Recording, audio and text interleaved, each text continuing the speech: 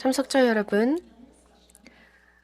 두 번째 본회의에 오신 여러분을 환영합니다. 이번 세션의 주제는 한국의 정신건강과 또 인구학적 위기를 다루도록 하겠습니다. 한국의 미라클 기적 2.0. 이번 세션에서는 세계은행 제12대 총재를 역임한 김용 전 총장님과 나종호 교수님께서 함께해 주시겠습니다. 나종호 교수님은 예일대학교의 정신의학과 교수님이십니다. 이 두 분께서는 한국의 현재의 문제에 대해서 논의하고 어떻게 정신건강과 또한 자살 관련 위기를 해결할 것인지에 대해서 논의할 예정입니다. 그뿐만 아니라 현재 이 한국의 청년들의 정신건강 관련 문제를 다루고 어떻게 이런 한국의 보건 위기를 극복할 것인가에 대해서 논의할 예정입니다. 큰 박수로 맞아주시기 바랍니다. Thank you, ladies. 네, 감사합니다. 이번 세션에 함께해 주셔서 감사합니다. 오늘 여러분과 함께하게 되어 기쁘게 생각하고 또한 이번 포럼과 함께하게 되어 기쁘게 생각합니다. 저는 자존감이 좀 높은 사람이기 때문에 다른 사람들과 그렇게 비교하는 편은 아닌데 현재 이렇게 김용 전 총장님과 함께하게 되어 무척 영광스럽게 생각합니다. 저를 모르시는 분들도 있기 때문에 간단하게 소개해드리도록 하겠습니다. 현재 저는 예일대학교에서 의사로 일을 하고 있고 또한 커네티컷의 의료계에 기여하며 일을 하고 있습니다. 제가 정신건강 관련된 큰 의지를 가지고 있습니다. 제가 심리학을 먼저 전공한 다음에 의대를 진행을 해서 자살을 예방할 수 있으면 좋겠다라고 생각을 했습니다. 이 분야에 대해서 앞장서고 싶었고 그러면서 미국에 가게 되었고 이후에 책을 출간하게 되었는데요. 이 책이 좀 유명세를 타면서 제가 이 문제를 다룰 수 있는 목소리를 좀 얻게 되었습니다. 그 책이 출간된 한 1년 반 후에 제가 무엇을 하고 싶은지, 제 커리어에서 무엇을 하고 싶은지에 대해서 고민하게 되었고, 그 고민 끝에 저는 자살 관련 연구를 하고 싶다, 자살 관련 활동을 하고 싶다라는 생각을 하게 되었습니다. 저는 미국에서 99%의 시간을 보내고 있고 한국에서 제가 요만큼 알려져 있기 때문에 계속 책을 써야겠다라고 생각했습니다. 그러다가 김용 전 총장님이 이메일을 저에게 보내주셨고 또한 김용 박사님도 저와 비슷하게 한국의 자살 문제에 대한 큰 관심을 가지고 계시다는 것을 알게 되었습니다. 그래서 김 박사님과 함께 협력을 하게 되었고 이 문제를 해결하기 위해 노력을 했고 또 사회적인 운동을 일으키기 위해 노력을 해왔습니다. 이번 세션에서는 외로움에 대해서, 정신건강에 대해서, 그리고 자살 등에 대해서 이야기를 나눠보도록 하겠습니다. 좀 쉽지 않은 어려운 대화의 주제이기는 하지만 한국의 중대한 위기이자 위협이라고 생각하기 때문에 이 문제를 다뤄보도록 하겠습니다. 네, 김용 박사님. 네, 감사합니다. 먼저 이 자리를 빌어서 함께해 주신 모든 분들께 감사하다는 말씀을 드리고 싶습니다. 이 자리에서 먼저 반기문 전 사무총장님에 대해서 말씀을 드리고 싶습니다. 저는 아주 오랜 기간 반기문 총장님을 알고 지내고 있는데 제가 세계은행 총재로 2012년 결정이 되었을 때 사무총장님께서 가장 먼저 저에게 연락을 주신 분 중에 한 분이었습니다. 굉장히 기뻐하셨고 제가 오랫동안 이분을 알고 지내왔는데 굉장히 기뻐하셨습니다. 그리고 제가 한 5년 정도 저의 임기와 사무총장님의 임기가 겹치면서 함께 정말 많은 일을 할 수 있었습니다. 유엔과 세계은행이 그 이전에 전례 없었던 많은 협력을 했습니다. 아프리카에도 함께 가게 되었고 거기에서 반기문 총장님은 이 역사책을 살펴보자고 했습니다. 역사를 살펴보니 유엔 사무총장과 그리고 세계은행 총재가 함께 출장을 가고 함께 여정을 같이 한 이력은 없었다라고 하는 것을 알게 되었습니다. 다자주의에서 많은 것들을 하게 되지만 사실 저의 경우에는 이 협업이 굉장히 쉬웠습니다. 반기문 사무총장님은 제 선배님이었고 제가 그냥 선배님이라고 쉽게 부를 수 있는 분이었고 그리고 많은 분들에게 이 선배가 무슨 뜻인지도 설명을 해 주셨습니다. 그래서 저를 관여시켜 주셨고 그래서 그 이전에 할 수 없었던 많은 일들을 할 수 있었다고 볼 수가 있겠습니다. 시간이 지나면서 이러한 반기문 사무총장님이 유엔을 이끄셨던 그 기간에 대해서 높게 평가를 하게 되었습니다. 기후변화 협약이 체결이 되었고 또한 지속가능 발전 목표를 채택함에 따라서 유엔 차원에서 장기적인 목표를 세울 수 있게 되었습니다. 그래서 엄청난 업적을 남기셨다고 생각하기 때문에 정말 이번 포럼에 함께하게 되어 그리고 반기문 재단에서 준비한 이 행사에 함께하게 되어 영광스럽게 생각합니다. 여러분들도 아시겠지만 반기문 전 사무총장님은 어찌 보면 국보라고 국가의 보물이라고 생각을 합니다. 한국인으로서 전 세계에 큰 기여를 하셨다는 점 여기 계시진 않은 것 같습니다만 박수로 한번 반기문 총장님께 감사를 표했으면 좋겠습니다. 또 제가 이렇게 나 교수님과 함께하게 되어 기쁘게 생각합니다. 제가 보기에는 나 교수님은 좀 젊은 편이시고 또 훌륭한 업적을 이미 세우신 정신의학과 교수님이십니다. 백 교수님 어디 계실까요? 백종원 교수님 일어나 보시겠어요?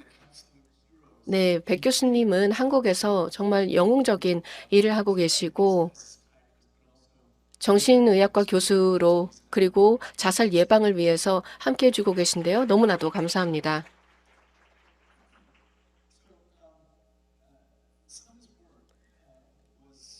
이러한 다양한 노력이 시작이 되었던 것은 물론 윤 대통령님과의 대화도 있었지만 그리고 또 윤동섭 총장님 그리고 또 저도 한국에 이렇게 다양한 일을 보면서 이 자살의 심각성에 대해서 알게 되었습니다. 세계은행 총재 당시에도 그랬습니다. 라가드 총재님 그 당시에 IMF 총재님이셨죠. 라가드 총재님과 많은 행사를 같이 했고 패널도 같이 진행을 했습니다. 그리고 우리는 교육에 대해서 논의를 했고 학생들이 받는 스트레스에 대해서도 이야기를 했습니다. 그리고 제가 이런 이야기를 했던 기억이 납니다.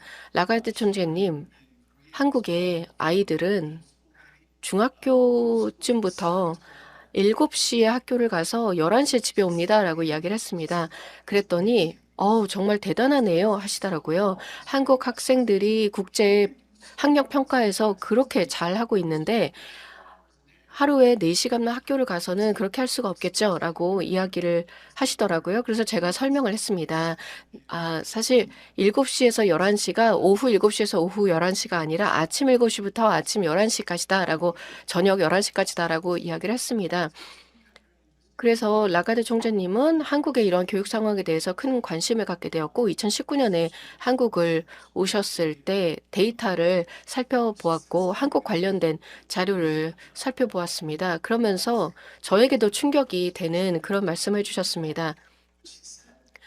라가드 총재님께서는 한국의 움직이는 방향이 어찌 보면은 집단 자살을 하는 사회 쪽으로 가고 있는 것 같다라고 말씀해 주셨습니다. 일반적으로 라가드 총재님이 무언가 과장을 하는 분은 아닙니다. 굉장히 신중한 분이시거든요.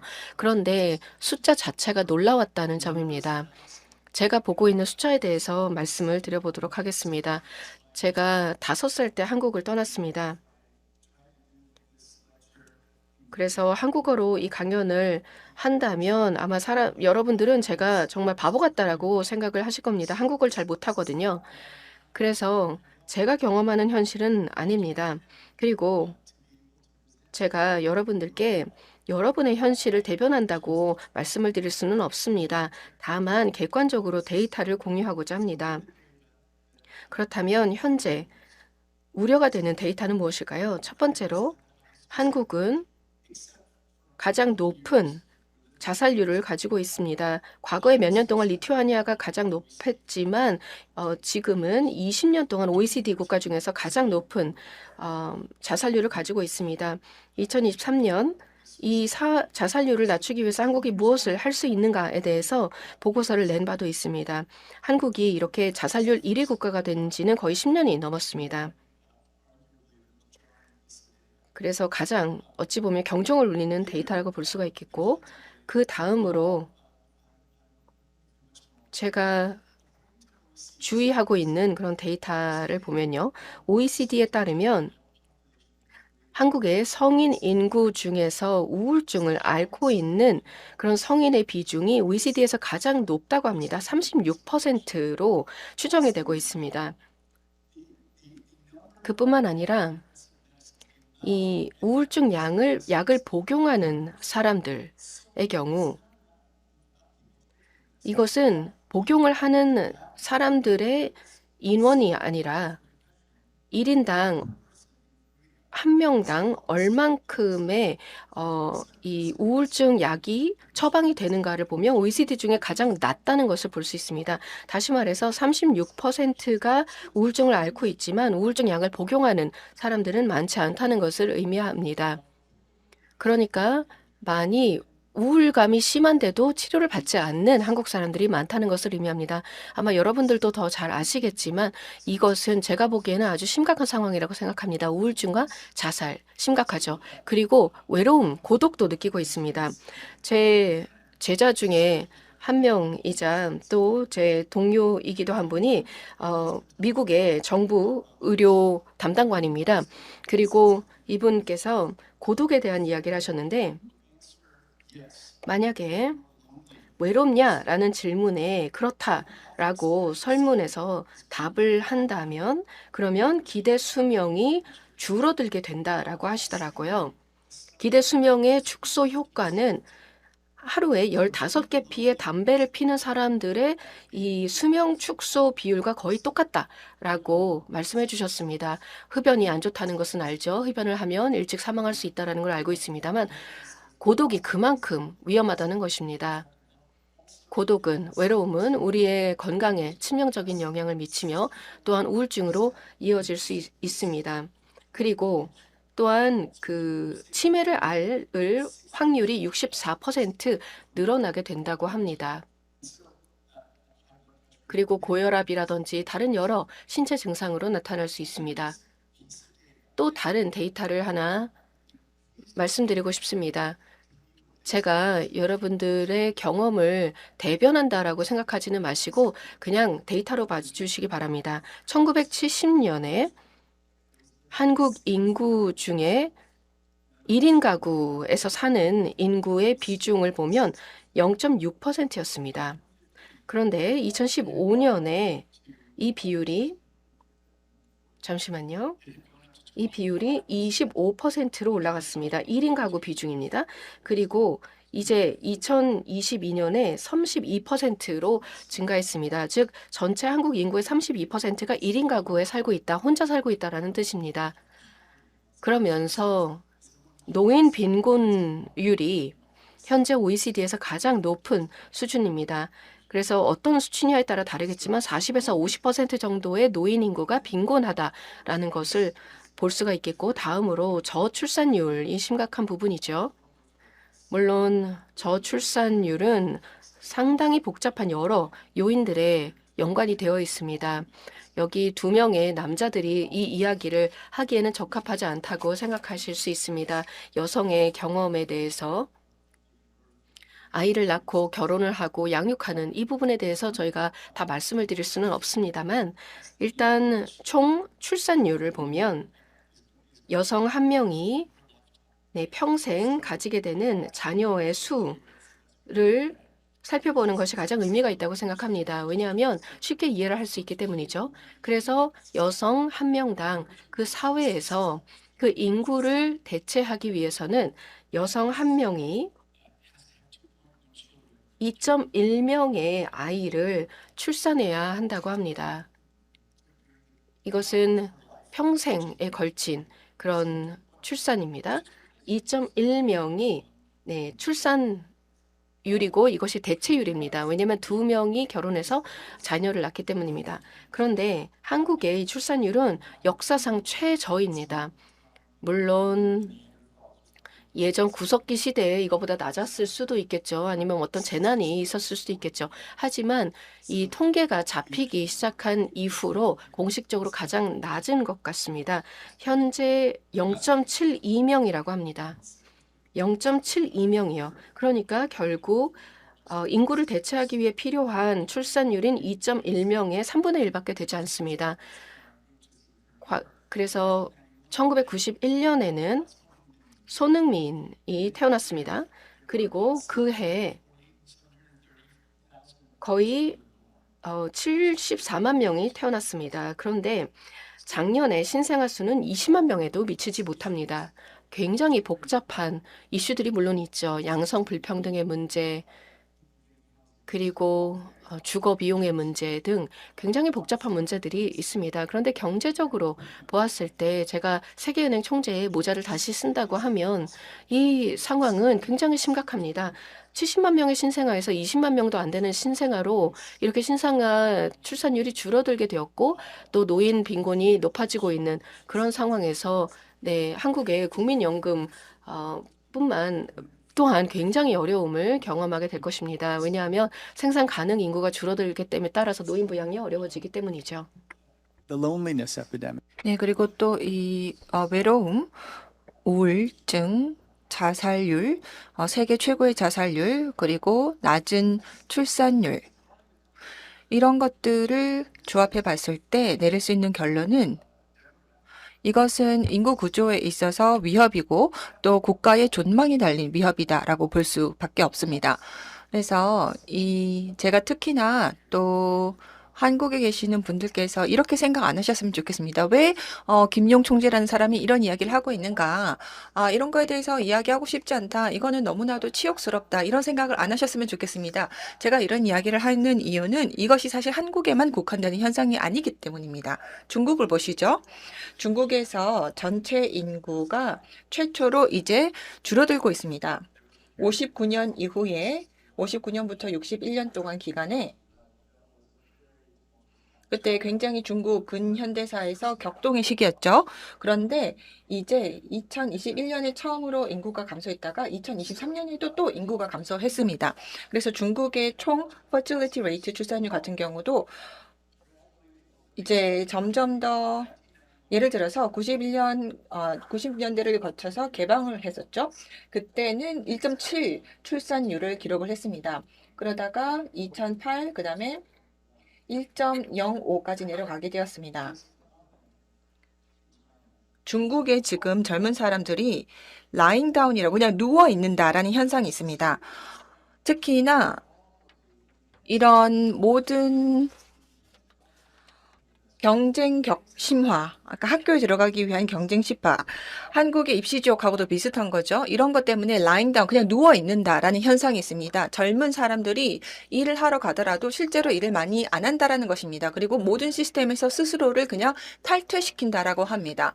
그래서 많은 청년들이 예를 들어서 절로 들어가서 그냥 거기서 명상을 하고 사회 활동을 안 한다라고 합니다. 미국 같은 경우에는 코비드 이후에 quiet quitting이라고 하는 현상이 있었습니다.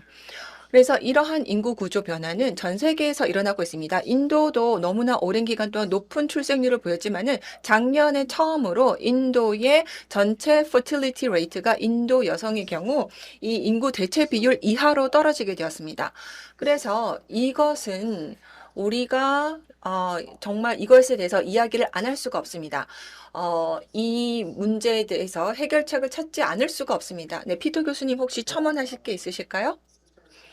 네, 저희 세션이 사실 또 청년층과 관련되는 거기 때문에 저의 시각을 조금 나누고 싶습니다. 김용 총재님께서 아까 전에 크리스틴 라가르드 IMF 총재의 말씀, 한국이 집단 자살 사회로 나가고 있다. 물론 강력한 언어 표현이긴 하지만은 데이터를 봐도 명백합니다.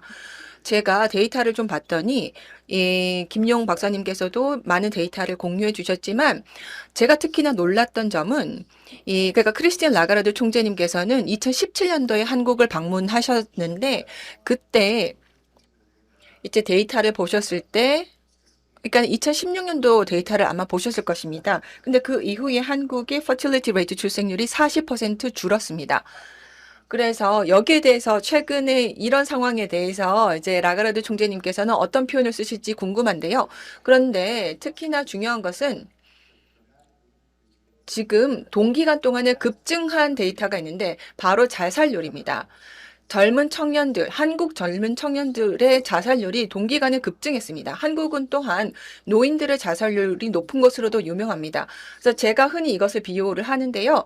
이 고령층, 뭐 60세, 70세의 자살률 같은 경우는 마치 나치 체제 하에 살았던 유대인과도 같은 상황에 직면해 있다라고 저는 비유를 합니다. 그만큼 사회 경제적으로 많은 압박을 받고 있다라는 것이죠. 한국의 노령층이요.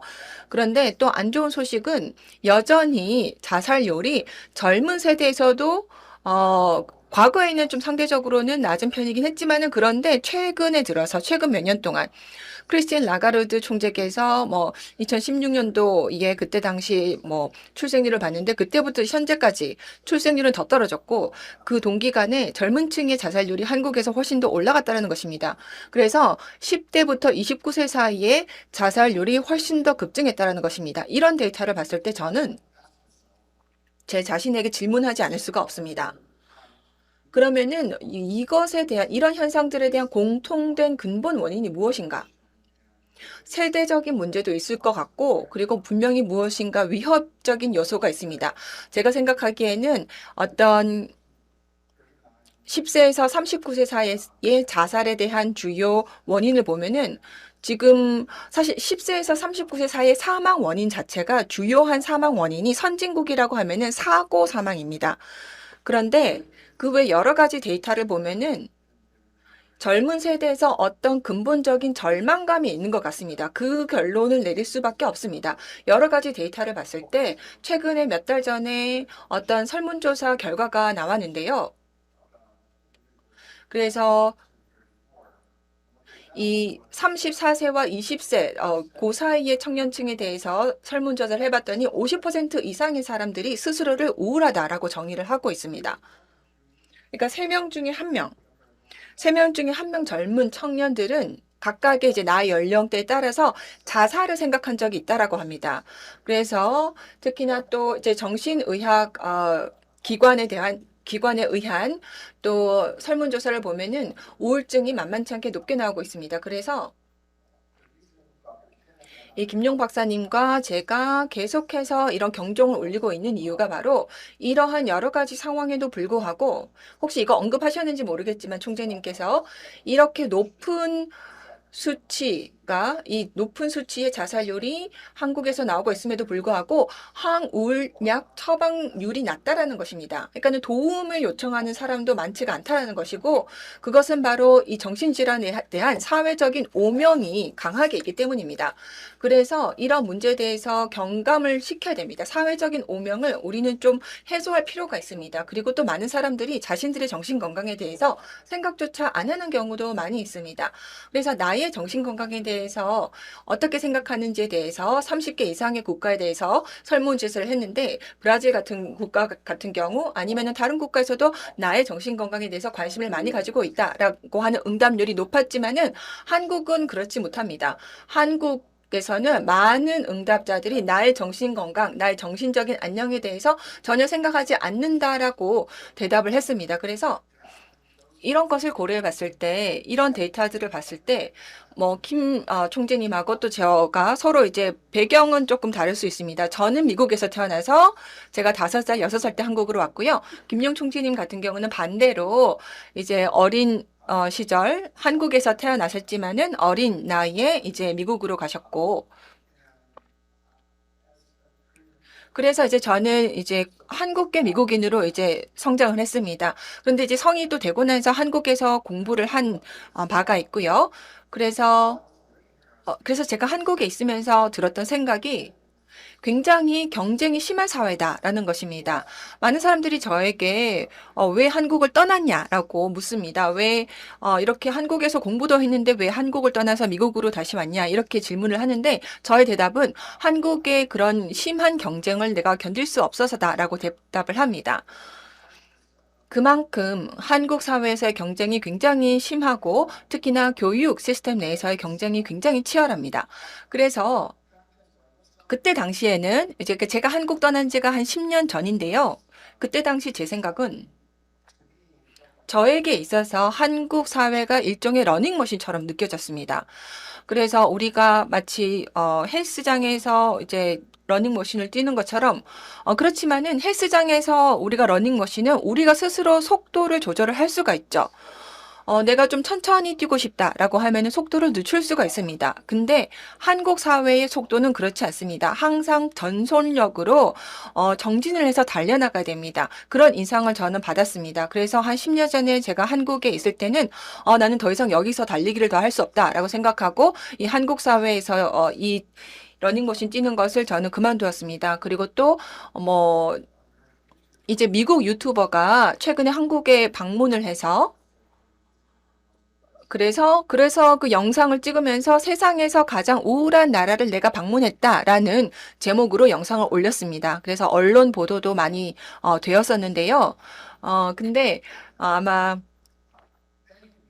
많은 언론들이 그런데 이제 그분이 언급하신 건 한국 사회의 부정적인 면에 대해서는 많은 언론이 조명을 하지 않았습니다. 근데 제가 좀 강조를 하고 싶은 것은 이 마지막 부분입니다. 그 영상의 마지막 부분인데요. 그 영상에 보시면은 앞부분에는 한국 사회의 어두운 면을 이야기를 하지만 그 영상의 결론은 굉장히 낙관적입니다. 한국이 이제까지 그래 왔던 것처럼 현 상황을 타개할 수 있는 해결책을 찾으리라는 것입니다.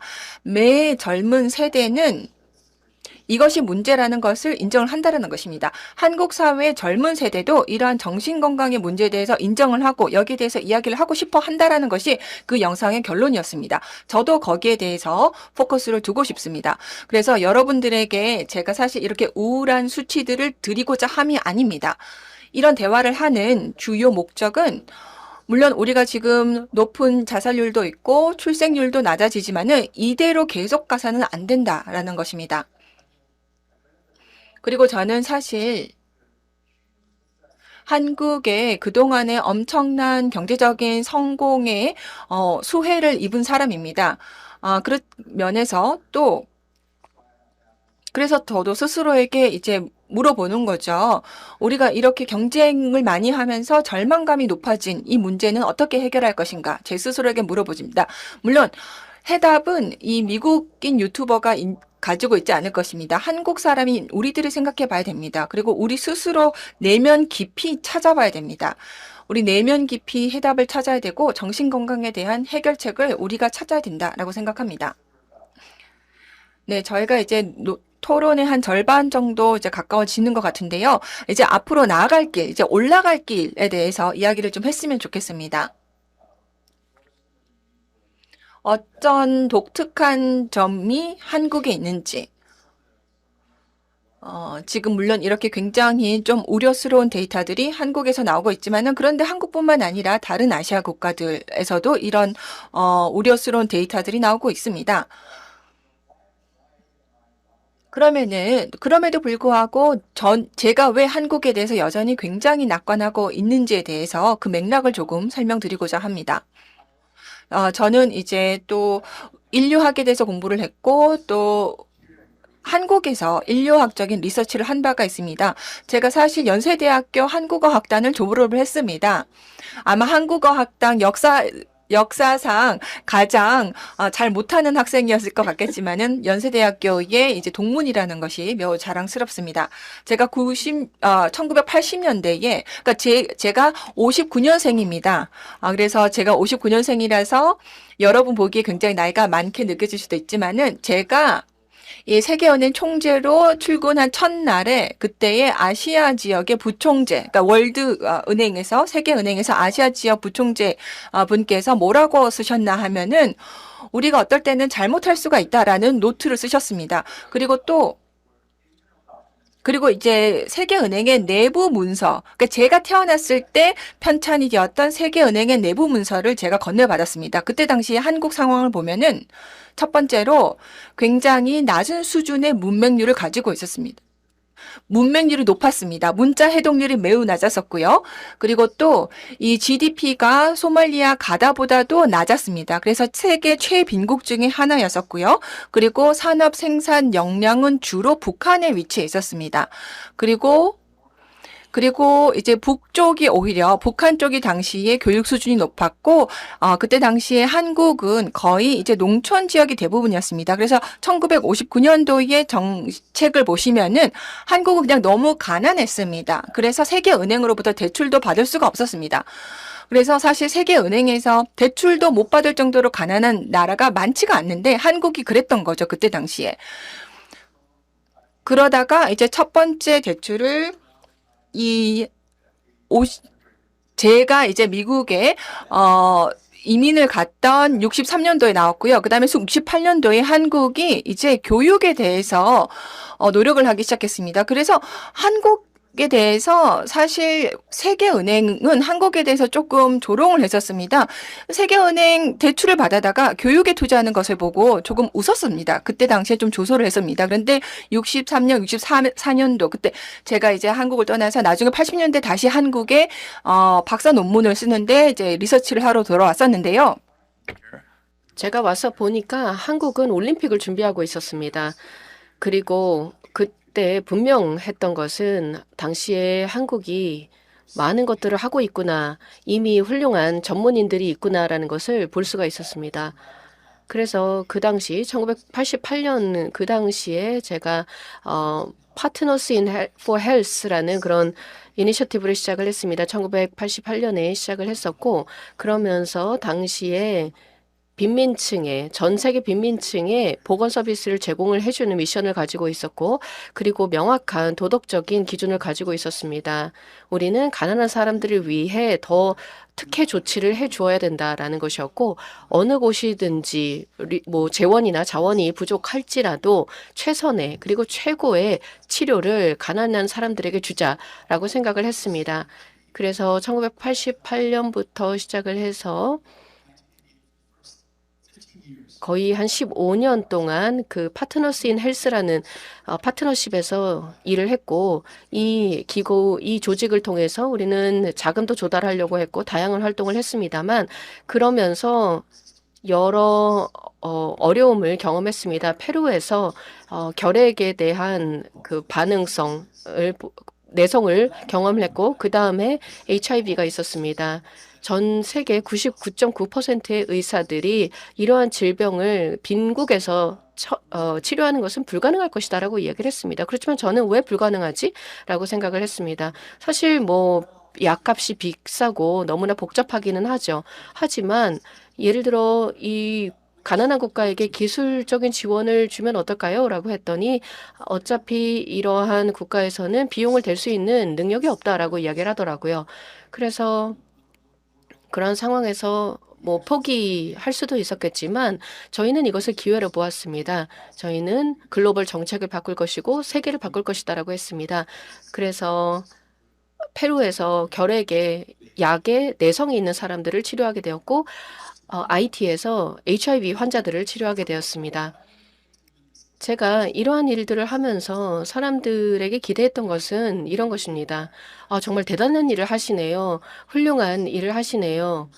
그리고 열정을 가지고 이렇게 가난한 사람들을 돕는 건 훌륭합니다. 하지만 사실 이제 돈이 부족하고 또 재원이 부족하기 때문에 사람들을 다 치료할 수는 없을 것입니다. 라고 생각을 할 거라고 생각을 했는데 오히려 많은 사람들이 저희에게 화를 내더라고요. 도대체 너가 누구라고 생각하는 거냐? 감히 이런 거를 하려고 하고 왜 우리를 비판하느냐? 이렇게 저희에게 화를 냈습니다. 오히려. 그렇지만 사실은 저희가 이 두 부분에 있어서 다제 내성 결핵과 그리고 HIV와 관련해서 저희는 정책을 바꾸는데 성공을 했습니다. 그리고 이 싸움에서 승리를 할 수 있었습니다.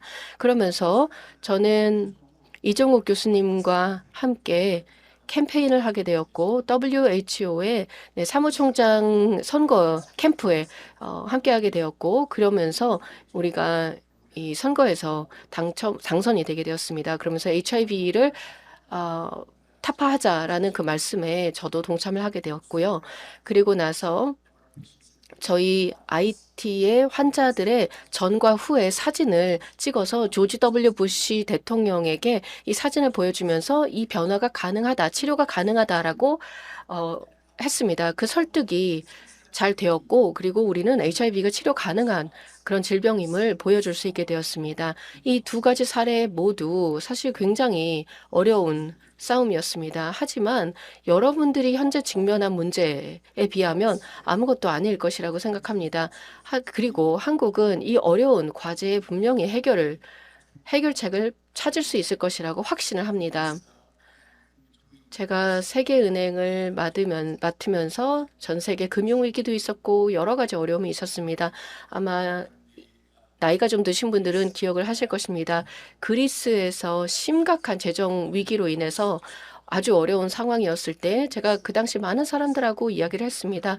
세계은행에서 어떤 사람들이 한국에서 금모으기 운동을 했던 걸 아느냐라고 이야기를 하더라고요. 저는 사실 몰랐습니다.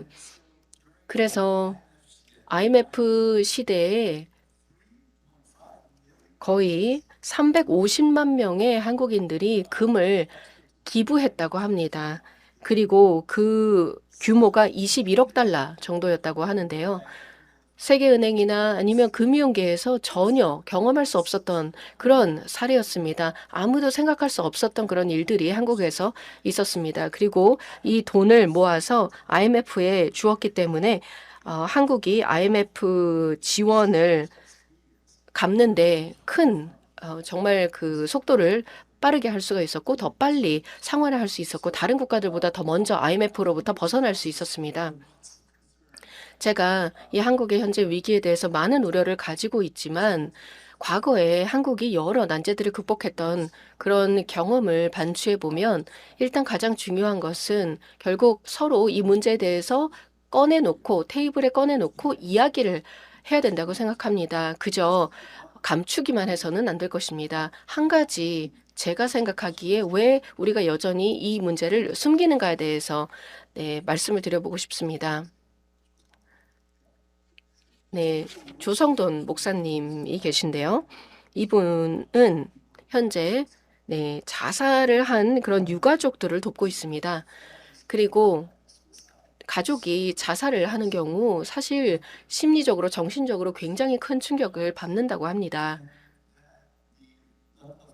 그리고 이 사회가 자살한 가족의 유가족에 대해서는 사실 동정심을 갖거나 그런 마음을 갖지 않습니다. 그런데 전 세계적으로 다른 곳은 그렇지 않습니다. 바로 여기에서 우리가 변화를 모색할 수 있다고 생각합니다. 우리가 자살로 가족을 잃은 그 유가족들에게 위로를 하고 공감을 할 수 있어야 되겠죠. 그것뿐만이 아닙니다. 제가 정신의학과 전공의는 아니지만 제가 이 내용에 대해서 조사를 하면서 정말 많은 훌륭한 활동들을 알게 되었습니다. 전 세계적으로 다양한 활동들이 진행이 되고 있고 정신건강으로 어려움을 겪는 사람들을 도와주고 있었습니다. 몇 가지만 말씀을 드리겠습니다. 제가 굉장히 좋아하는 사례인데요. 짐바브웨이의 사례입니다. 짐바브웨이에서 연구자들이 발견하게 된 것은 할머니라는 존재가 정말 중요하다는 것이었는데요. 할머니들은 이 지역 사회에서 굉장히 중요한 역할을 하고 또 사회적인 결속력을 강화하는 데 역할을 한다는 것을 알게 되었습니다. 자, 그렇다면 짐바브웨 병원 바깥에 벤치를 설치하고 그리고 이 할머니들에게 어떤 인지적인 그런 치료를 간단하게 하면 어떨까라는 생각을 하게 되었습니다. 할머니들이 이 벤치에서 이 활동에 참여할 수도 있고 하지 않을 수 있습니다. 그리고 랜덤하게 그룹을 나누어서 참여한 할머니와 그렇지 않은 할머니의 결과를 비교하게 되었습니다.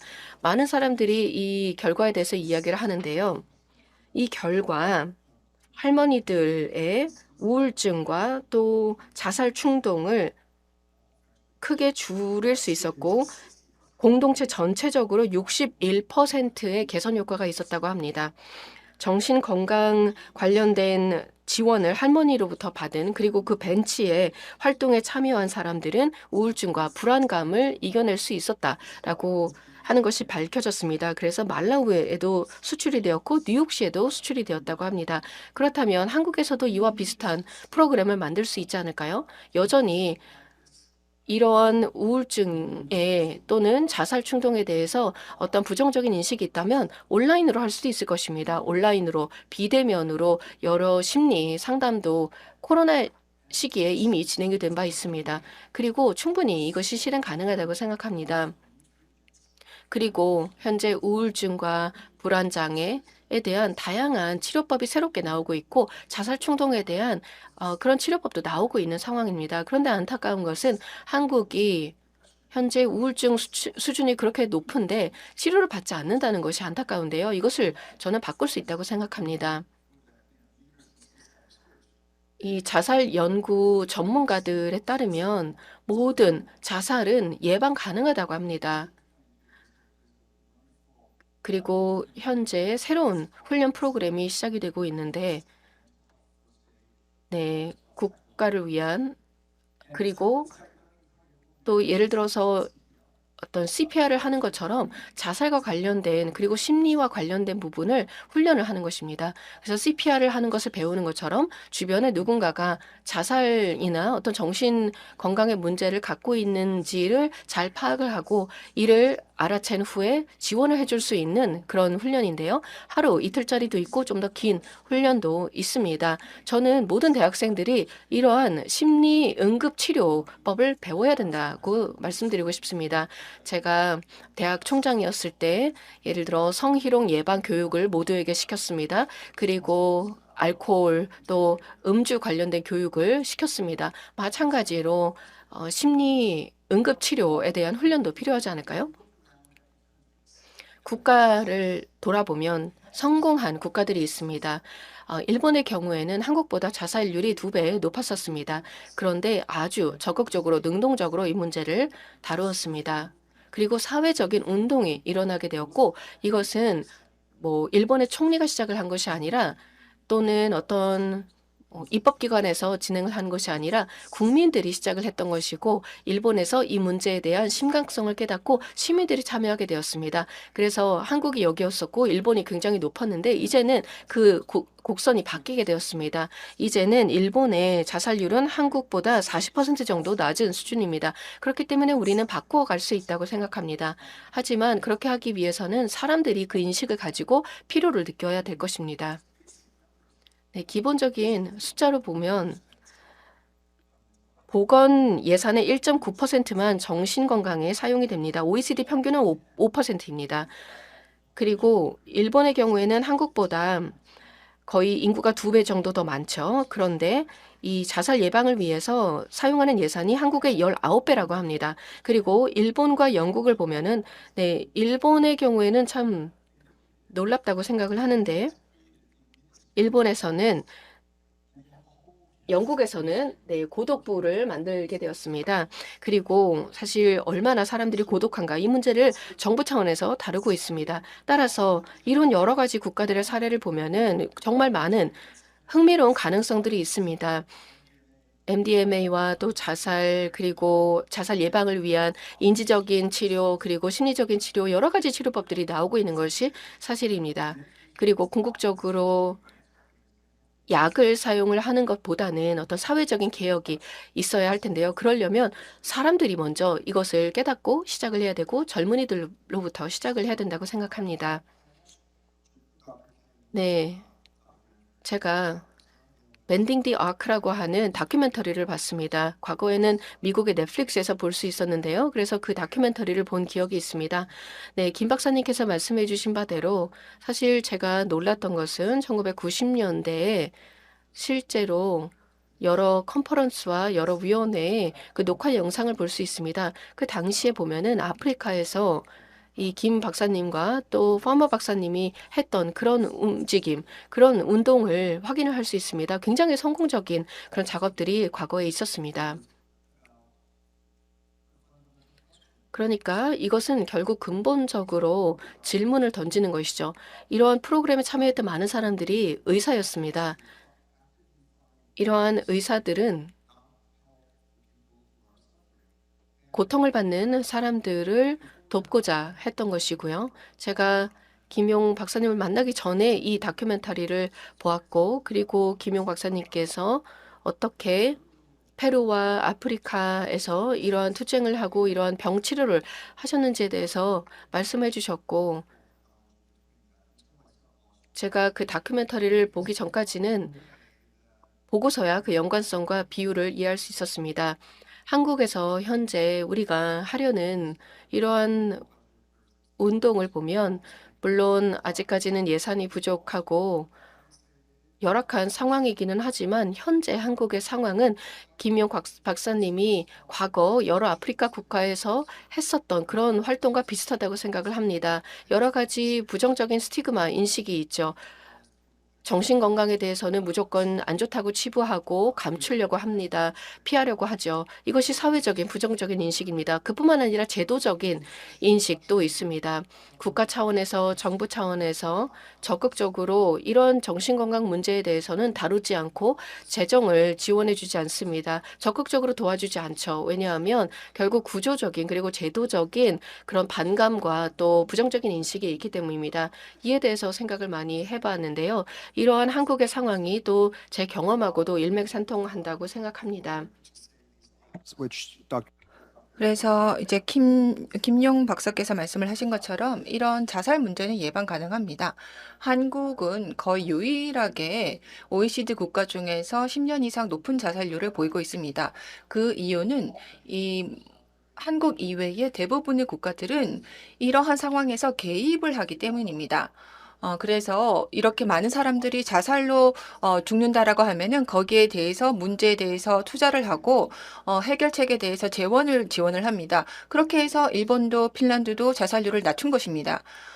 그래서 우리도 이러한 근본적인 질문을 스스로에게 물어봐야 됩니다. 왜 우리가 이게 해결책이 가능하다라는 걸 알면서도 왜 그렇게 하고 있지 않는지 스스로에게 물어봐야 됩니다. 그래서 이번 주에 김용 박사님하고 저는 한국에서 어떤 활동을 하냐 하면은 사회적인 운동을 시작하고자 합니다. 그리고 이것은 저희가 사실 책임을 가지고 있기 때문이 아닙니다. 사실 한국 정부가 이런 OECD의 권고안이 나오기 전에도 진작에 이미 개입을 했었으면 더 좋았으리라 생각을 합니다. 그래서 이제 OECD 회원국이 된 지가 오래가 됐죠. 한국이. 그래서 물론 그동안에 개선은 있기는 했습니다. 예산적인 면에서도 개선이 있었고, 뭐 큰 폭의 예산 증액은 있었지만은 충분하지 않다라는 거죠. 그래서 일본처럼 우리도 해야 됩니다. 우리가 조금 더 노력을 해야 됩니다. 그리고 자살로 사랑하는 사람을 잃어본 사람들, 이런 자살 생존자들이 정부에게 호소를 한 것입니다. 생명을 살리는데 투자를 하라고 정부에게 요청을 했습니다. 그래서 이런 정신 건강의 위기를 느끼고 여기에 대해서 사람들을 구해내야 된다라는 의식이 생겼습니다. 그래서 3만 명의 일본 사람들이 이 탄원서를 썼습니다. 그리고 거기에 대해서 일본 정부가 대응을 했고 대답을 해줬고, 그래서 일본 사회적으로 이 문제가 논의되기 시작을 했고, 과거에는 그러지 않았었죠. 과거에는 일본도 그랬습니다. 그러나 이러한 전 사회적인 노력을 통해서 한 20년에 걸쳐서 자살률을 절반 정도로 낮추게 되었습니다. 그래서 저희도 그러한 노력을 하자라는 것입니다. 그래서 저도 그런 작업을 하는 것이고,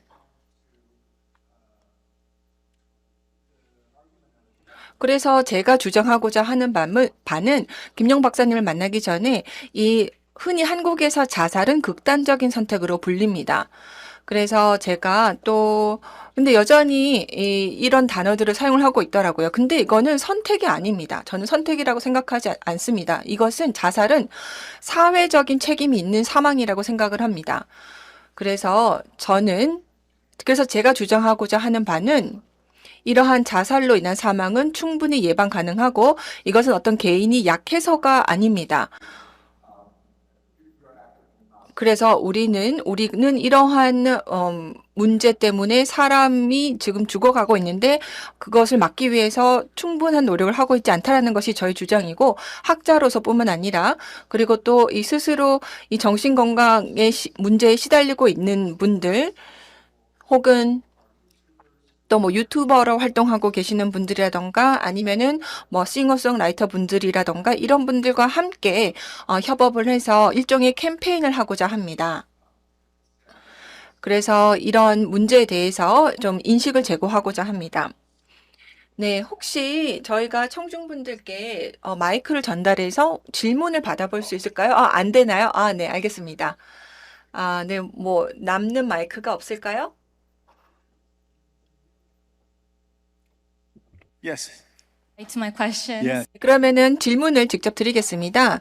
저희가 이 왜라는 질문에 대해서 이야기를 하고 있는데 저는 어떻게에 집중하고 싶습니다.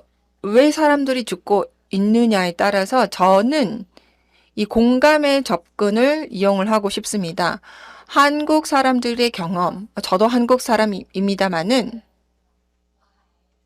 그래서 왜 이게 어려운지 이야기를 해봤으면 좋겠습니다.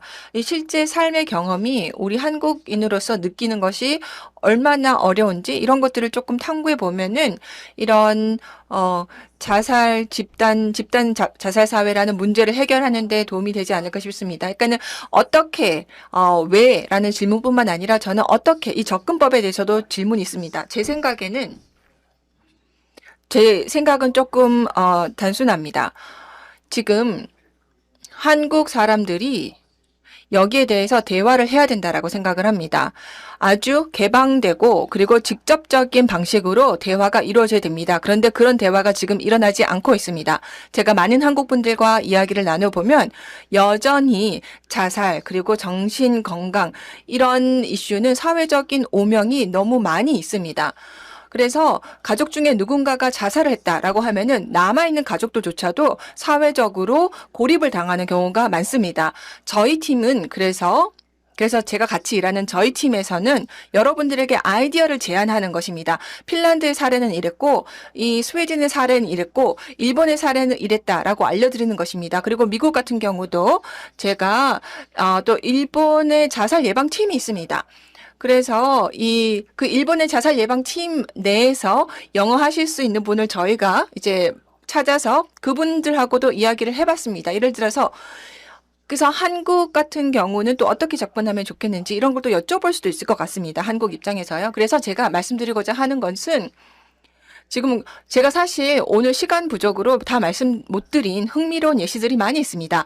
하버드 같은 경우에 인도 정신의학자가 있습니다. 그래서 인도 마을에 가서 그리고 어떤 무작위로 추출한 마을에 가서 그 지역의 여성들을 통한 그 행동 인지 치료를 함으로써 그 지역 사회에서의 많은 불안을 해소할 수 있었다라는 이런 사례들 아까 말씀드린 이런 사례들 외에도 많이 있습니다. 그래서 이 여러분의 그냥 이웃과 함께 이야기를 하는 것만으로도 예를 들어서 그런데 만약에 여러분 공동체의 구성원 중에서 10%, 15%만이라도 이러한 행동 인지 치료에 대한 트레이닝을 갖추고 있다라고 하면은 얼마만큼이나 그 공동체 내에서도 이런 정신질환 문제가 해소가 될 수 있을까요? 그래서 제가 이 연세대학교에 방문을 할 때마다 뭐 98년도에 회고를 해볼 때 제가 그때 당시에 이 최루탄을 굉장히 많이 흡입을 했습니다. 그때 구호가 뭐였나요? 새날이 올 때까지 이것을 많이 외쳤습니다. 그럼 그때 외쳤던 새날이 무엇입니까? 이 새날은 어떤 혁명적인 것은 실제로 어떤 자살로 가족을 잃은 누군가를 우리가 고립시키는 것이 아닙니다. 이 혁명적인 생각은 만약에 지금 정신적인 고통을 겪고 있다라고 하면은 그것을 숨기지 말고 누구와 이야기를 하세요. 바로 그것이 혁명적인 사고입니다. 그래서 예를 들어서 내가 어떤 사람에 대해서 내가 이 사람과 데이트를 할까 말까 고민을 하죠. 그럴 때 혹시 이 사람이 지금 뭔가 곤란한 상황에 있는 것은 아닌가? 이런 질문을 해보자라는 것입니다. 사회 전반에서 우리가 서로에 대해서 이런 관심을 가진다라고 하면은 분명히 더 나아질 수 있습니다. 한국 사람들이 특별하게 뭔가 문제가 있어서 이런 현상이 일어난다라고 생각하지 않습니다. 그러나 이런 문제에 대해서는 대화를 할 필요가 있습니다. 대화에 나서야 됩니다. 미국에서의 저의 경험에 비춰보자면은 제가 이제 많은 사람들과 정신 건강에 대해서 이야기를 나눕니다. 그런데 보통 우리가 정신 건강에 대해서 작업을 하고 있습니다.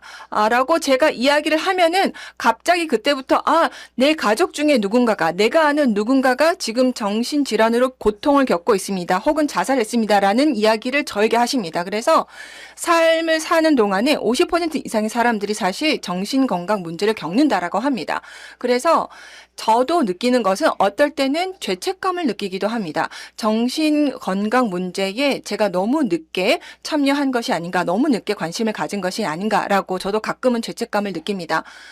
제가 이 재무부 장관님과 아직 이야기는 못 나누어 봤습니다. 이 이슈에 대해서요. 그러나 이야기를 나누고자 합니다. 왜냐하면은 이것이야말로 미래 한국의 경제 성장에 대한 근본적인 위협이고 제가 보기에는 과거 IMF 문제보다 훨씬 더 큰 문제가 될 수 있다라고 생각합니다. 정말 단기 중기, 장기적으로 한국의 경제 성장에 근본적인 위협을 가할 수 있다고 생각합니다. 다양한 관점에서 이 문제를 살펴봐야 됩니다. 또한 제가 또 혹시 백 교수님께 우리가 마이크를 전달해 드릴 수 있을까요? 제가 또 많이 생각을 하고 있는 부분이 많은 학생들이 지금 좀 나가셨는데요. 그런데 우리 주제가 조금 지루할 수도 있을 것 같지만은 또 수업을 들으러 가야 돼서 나가신 것 같기도 하는데 근데 또 어떤 학생들 혹은 어떤 성인들은 친구들 중에 어쩌면 이런 어려움을 겪고 있거나 아니면은 본인 스스로 지금 이런 어려움을 겪고 있을 수도 있지 않을까라고 생각을 합니다. 그래서 백 교수님께 제가 요청드리고 싶은 것은 그럼 젊은 사람들이 무엇을 해야 할까요? 서로를 돌보아주기 위해서 무엇을 해야 할까요? 자신의 사랑하는 사람들을 지키기 위해서 이러한 모든 면에서 봤을 때, 모든 데이터 면에서 봤을 때 한국의 이러한 주요 문제에 대해서 서로를 지켜주기 위해서 무엇을 해야 할까요? 요즘에 한국의 대학생들은 10분, 50분의 강의를 들으면 10분을 쉬어야 공정하다고 생각합니다. 그래서 지금 잠깐 나갔을 수도 있습니다. 오늘 뭐 강의 너무 잘 들었고요. 저는 거기 우리 김용 총재님이 이 에이즈에 대해서 많은 사람들이 가진 편견을 깼던 과정이 아마 우리 지금 한국의 특히 20대 청년들이 앞으로 할 수 있는 일이라고 생각합니다. 스스로가 관심을 가지고 지금 이제 멘탈 헬스 코리아라고 이제 피어 스페셜리스트 먼저 아파본 사람이 비슷한 처지에 있는 사람을 도와주는 그런 참 놀라운 일이 한국에서도 벌어지고 있는데 청년 세대가 이렇게 자기를 드러내고 또 이걸 들어주는 문화를 바꾸는데 가장 크게 기여할 거라고 믿습니다. Do you want to say something about what people should do? 그러면은 또 사람들이 뭘 해야 될지에 대해서 조금 말씀을 해 주실까요? 아니면 질문을 받을까요? 네, 질문을 받겠습니다. 네, 마이크를 잠깐 기다려 주시겠어요? 네, 제가 그러면은 마이크를 사용해 보겠습니다. 저는 콜롬비아에서 왔는데요. 제가 UN Population Fund에서 일을 하고 있습니다. 이 서울 오피스에서 일을 하고 있는데요. 굉장히 흥미로운 패널 토론 감사드립니다. 많은 지혜 나눠주신 것도 감사드립니다. 오늘 이야기하고 있는 이 주제가 굉장히 시의적절하다라고 생각합니다. 그리고 또 이 낮은 출생률, fertility rate 같은 경우도 이제 최근에 유엔에서도 문제로 지적을 하고 있습니다. 또 특히나 청년층의 어떤 생식 기능과 관련되는 건강 문제들 이런 것도 중요합니다. 또 젊은이들이 사실 고등학교만 돼도 이미 너무 피로감을 느끼고 있습니다. 그래서 결혼을 해서 아이를 낳고 가족을 시작하는 것에 대해서 너무 어려움을 느끼고 있습니다. 또 경제 위기도 겪었습니다. 한국 같은 경우는 지금 경제 상황이 좋지만은 경제적으로 어려운 국가들도 많습니다. 그래서 이 연령대로는 청년이지만 이 심리적으로 벌써 나이가 들어 있는 청년들이 많이 있습니다. 그래서 무언가 해결책이 필요할 것 같습니다. 청년들은 어떻게 그래서 아동들부터 청년부터 이 삶에서 겪는 스트레스를 건설적인 방법으로 해소할 수 있는 법을 배워야 된다라고 생각합니다. 그래서 이런 것은 초등 교육부터 시작해야 된다라고 생각을 합니다. 그리고 또 제 생각에는 또 흥미로운 것이 있는데, 만약에 한국이, 그리고 저는 확실히 한국을 보니까 제가 굉장히 많은 면에서 감탄을 하는데, 한국은 이 문제를 잘 해결하리라고 저는 생각을 합니다. 그래서 오히려 다른 선진 국가들에게 모범적인 사례를 남길 수 있다라고 생각합니다. 다른 선진 국가들도 특히나 청년층 관련해서 여러 보건 이슈들을 다루고 있습니다.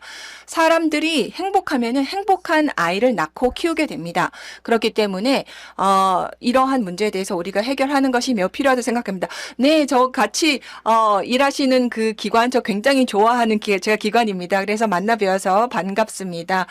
굉장히 좋은 기여를 많이 하고 계시고, 그리고 또 이 어려운 정치적으로 어려운 환경에서도 중요한 일들을 진행하고 계십니다. 그래서 나중에 이런 이슈들에 대해서 또 저희 기관하고 같이 일을 해봐도 좋을 것 같습니다. 어린이가 태어날 때 이 부모가 되는 그 비용, 예를 들어서 이 학생을 학원에 보내고 이 교육을 다 보내는데 한국에서는 3억이 든다라고 합니다. 그래서 그것을 감당하기 위해서는 부모가 많은 소득을 일단 벌 수 있어야 된다라는 얘기인 거죠. To say, 네, 이제 시간이 거의 다 됐는데요. 네, 혹시 계속 해도 괜찮으면 좀 더 진행을 해보도록 하겠습니다. 저쪽에 계신 분에게 마이크 전달 부탁드립니다.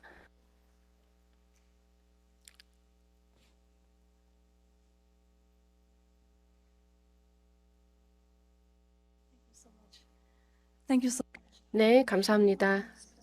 저는 패트리샤입니다. 연세대학교에서 지속가능 발전을 전공하고 있는 4학년 학생입니다.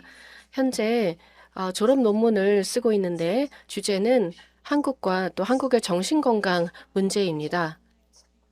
그래서 저희가 현재 인공지능이 빠르게 발전하고 있는 시대에 살고 있기 때문에 어쩌면 AI를 이용을 해서 정신건강 문제를 해결할 수 있는지에 대한 의견 부탁드립니다. 네, 현재 많은 여러 접근 방법이 존재합니다. 예를 들어서 현재 AI를 이용을 해서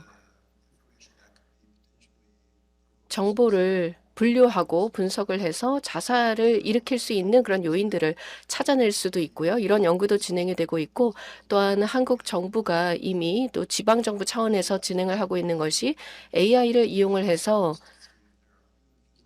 예를 들어 독거노인의 상태를 살피는, 그래서 고독사를 예방하는 그런 일도 하고 있습니다. AI가 전화를 걸어서 누군가가 전화를 받는지 확인을 하는 것이죠. 전화를 받으면 별일이 없구나라는 것을 확인할 수 있는 것처럼 다양한 방식으로 활용을 할 수 있을 것이라고 생각을 합니다. 그래서 앞으로 AI가 발전하면서 더 많은 기회가 생길 것이라고 생각을 하는데, 저는 좀 전통적인 정신의학을 전공했고 그렇게 혁신적인 사람은 아니라고 생각하는데, 사실 제가 생각하기에는 AI가 이런 어떤 사람들 간의 관계를 대체할 수 있을 거라고 생각하지 않습니다. 이 자살을 처음 정의한 사람이 사회학자인 듀르카임입니다. 거의 100년 전에 이 자살이라는 현상을 정의했는데, 그 당시에 그의 말이 여전히 의미가 있다고 생각합니다. 사회의 응집령, 즉 사회가 잘 결속되어 있다면 자살이 줄어들 것이고, 그리고 그 사회가 흔들리게 되면 자살률이 올라가게 될 것이다라고 과거에 이야기했습니다. 이것이 여전히 유효하다고 생각합니다. 결국 사회 자본이 중요한 것이죠. IMF 위기 이전에 한국의 자살률은 일본보다도 낮았고 지금보다 한 2배 정도 낮았습니다. 하지만 IMF 위기 이후에 자살률이 크게 증가했습니다. 이것이 의미하는 바는 결국 근본적으로 우리 사회의 사회 자본이 결핍됨에 따라서 나타난 현상이다라고 볼 수가 있겠고요. 그리고 여기에서 아직 회복을 못했다라고 생각합니다. 물론 AI도 훌륭하고 AI로 많은 것을 할 수 있겠지만, 김효 박사님께서 말씀해 주신 바대로 이런 고독이나 외로움을 AI로 해결할 수는 없습니다. 외로움을 느끼는 사람이 AI로부터 전화를 받았다고 해서 외롭지 않게 느끼지는 않을 것입니다. 따라서 우리가 사회적인 차원에서 어떻게 이런 사회 자원을 자본을 확보할 것인가를 논의해야 되고 그 질문을 던져야 된다고 생각합니다. 네, 지금 주최 측에서 끝내라고 하고 있기 때문에 제가 마무리로 말씀을 드려보도록 하겠습니다. 제 학생이었던 한 친구가 쓰리블이라고 하는 온라인 정신건강 회사를 운영하고 있습니다. 그리고 AI를 활용을 하는데요. 이 온라인 회사를 들어가게 되면은 이메일과 또 여러 가지 메시지를 모니터링을 한다고 합니다. 그리고 AI 툴을 이용을 함으로써 만약에 어떤 사람이 자살 충동을 느낄지를 확인을 하고 알람이 가게 됩니다. 그러면 한 30분 내에 전화 통화를 하도록 되어 있습니다.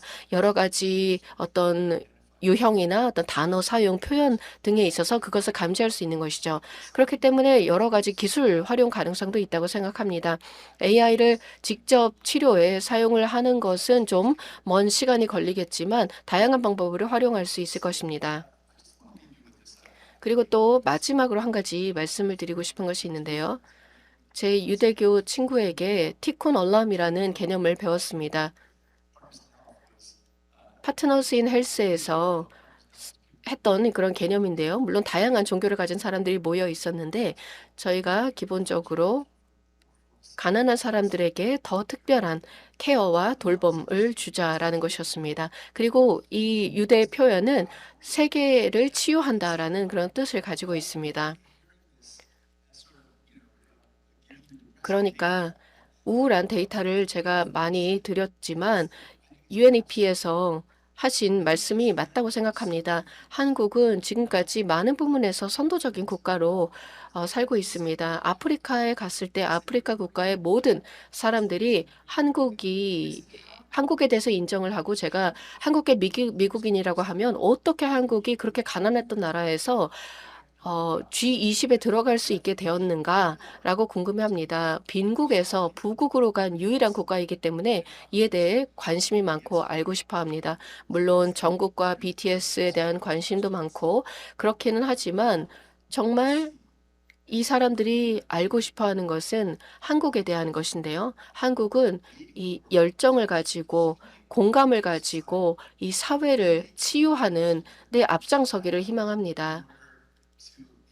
그렇게 함으로써 현재 솔직히 말씀을 드리면 인구 구조학적인 위기인데 이 위기에서 스스로를 치유하는 것에 그치는 것이 아니라 다른 전 세계 많은 국가들이 따를 수 있는 그런 모범 국가가 되기를 희망합니다. 경청해 주셔서 감사합니다. 혹시 어려움을 겪고 계신 분들이 있다면 주변에 꼭 알리고 도움을 받으시기를 바랍니다. 여기 백 박사님이나 다른 분들께서 도와주실 것입니다. 감사합니다. Thank you so very much. 네, 감사합니다. 김용 박사님 그리고 피터 나 박사님 감사합니다. 지금 현재의 정신건강 문제 위기에 대해서 굉장히 영감을 많이 고취시켜주는 논의를 들었습니다. 많은 제안과 또 생각 그리고 통찰을 나눠주셔서 감사합니다. 그리고 또 이 연세의 수업이 3시에 시작한다라고 합니다. 그래서 아마 중간에 많이 학생들이 퇴장하지 않았나 싶습니다. 그러면 이제 한 10분, 11분 정도 휴식 시간을 갖고 다음 세션은 이 3시 20분에 시작을 하겠습니다. 그 다음 세션은 이 사회적 지속 가능성을 위한 돌봄 경제가 되겠습니다. 감사합니다.